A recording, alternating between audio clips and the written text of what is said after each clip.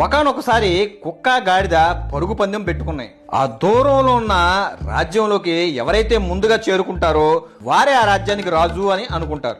సరే అని స్టార్ట్ చేస్తారు. కుక్క నవ్వుకుంటుంది, ఇంకా నేనే రాజుని, గాడిద నా ముందు ఏం పరిగెడుతుంది, దానికన్నా నేనే స్పీడ్ గా వెళ్ళగలను అనుకుంటూ పరుగు పెడుతుంది కుక్క.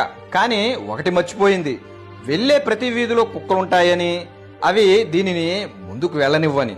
ప్రతి వీధిలో అదే జరిగింది.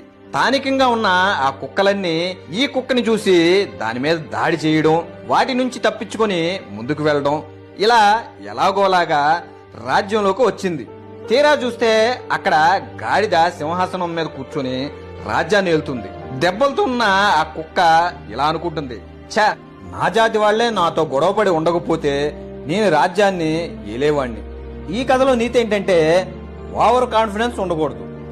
మన సక్సెస్ దారిలో